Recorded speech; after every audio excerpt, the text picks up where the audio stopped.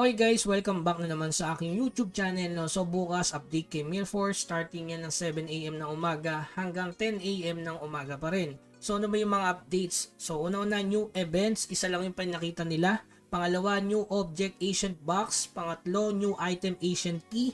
Pang-apat, new content Black Dragon Battlefield. So magkaka-related to, including na rin tong pang-lima, improvements to domination server and Tower of Black Dragon. Ito na yung walang cap bawat floor sa TOBD. So 120 siguro or higher na doon sa first floor, second floor, ganun din. Tapos yung pang-anim, updates to the Yellow Dragon Wayfarer crafting item list. So maganda to kasi one of the best to sa mga events ni Milford. Para siyang Takori event, ngayon babaguhin nila yung list ng item na pwedeng i-craft doon. Okay, so pag-usapan muna natin itong new events ni Milford. So based dito, merong isang events dito tungkol sa Return of Truthful and Lion 7-day check-in. Meron ditong April Fool na box. April Fool's Day prank box. At least may ganyang event si Milford. So magde-daily login ka lang hanggang 7-day. Tapos meron ditong Return of Lying 7-day check-in. Truthful pala to. Ito ay Lying 7-day check-in.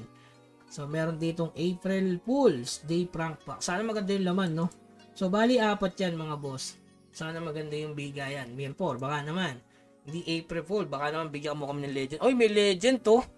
Mukhang legend yung ibibigay mga boss. Kaso April mga boss.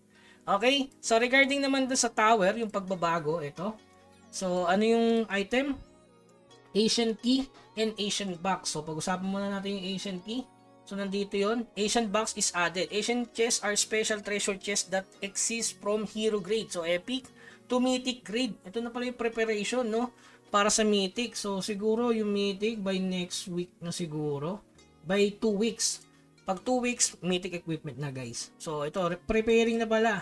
Ito yung ancient key naman. Ayan, the ancient key is an item that can open an ancient box of the appropriate level and can be crafted through the crafting NPC item collector.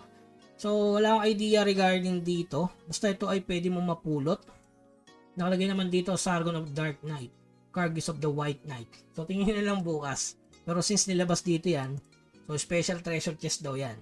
Okay? Tapos regarding do sa bagong content, ito na yung Black Dragon Tower. So a new area Black Dragon Battlefield is added. The Black Dragon Battle is an area where you can obtain various reward by defeating boss. So malalakas lang naman makakapasok din guys. So may mga boss name, Siren of the Black Knight, appear designated time every day, alas 9, alas 3, alas 9 din ulit, no? Tapos dito, Coalition, Callion ba yan?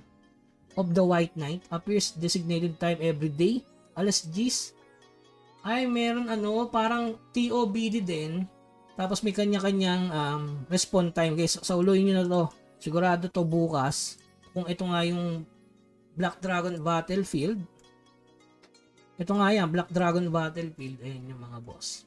So, prepare nyo na oras guys. Ito So, pagpasok nyo pa lang 4 hours, 3 times a day.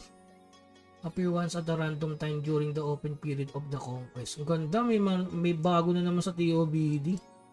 Appear when summoning. Summon using the Black Bone Ghost summoning card in specific area. So, kailangan saluhin yan.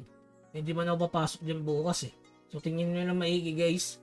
Boss level 200, so 205, grabe, masakit yan. Yun, so ayan yung bagong pakulo ni Nycro pagdating sa Black Dragon Tower. Okay, so ano pa yung additional? So ayan, improvement, yung regarding sa floor ng TOBD. So babagoyin na nila dito. So nakalagay naman na ito, hindi na tayo umabot sa 125, 120 first floor. Improvement yan. Improvement will be made to allow smoother use of the first floor to fourth floor. Yan, improvements. So ito na yan guys, 120 or higher. So hindi na uso dito hard stock. Ayan. Bukas na nga yan mga bossing. Tapos yung huli, ito wala tayong regarding dito sa Yellow Dragon Wayfarer crafting item list. So nasa sa kanila yan kung paano nila babaguhin yan. So tingnan na lang natin bukas. Okay? So, panabik itong prank na to.